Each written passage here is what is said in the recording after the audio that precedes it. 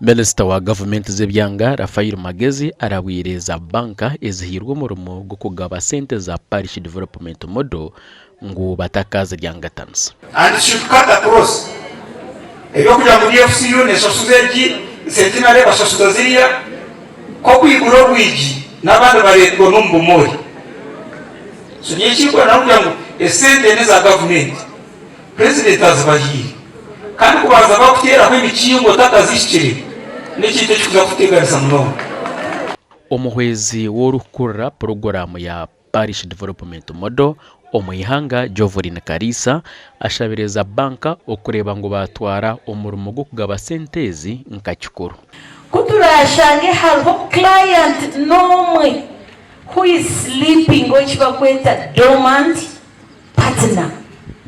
Iwe muterere simu omujiroti hariho buzubuki. Interest in all transaction charges are having a can't for us.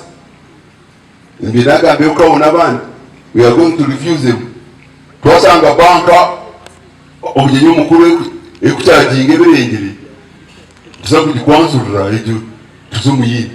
Abebembezi okugamba ebi kwizira obwa nyuma ya bamwe ombataka ba Bushenyi okwetera enduru owa minister bari kugira ngo za banka zitandikire kubashaba sente nyingi. Twage papa twashashore 15 kutwasira daune kanso nabwe oku batwahe 15 bamunezo kuza korambara nuko batugezere twahika batwahe mitware ebiri eyo kwigura account alazini mweso betkozange zindi zicyo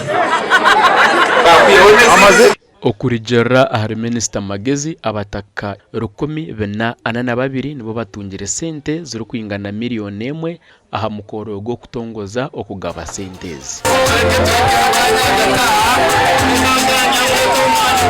President Museveni nabiha takabiha hoga kuza kuiko mukwezi kwa mukaga amuhereko kwezi kwa mukaga nyenda kubahiga abanyabushenyi esente zanyu miliyoni 10 burumuruka zibe zagizereki Ihinga bogoya hinga gonja ihinga jire cyuwakora n'ikibasika ise koko tandikana nananje mwana orebe buwagira ecyuwakora.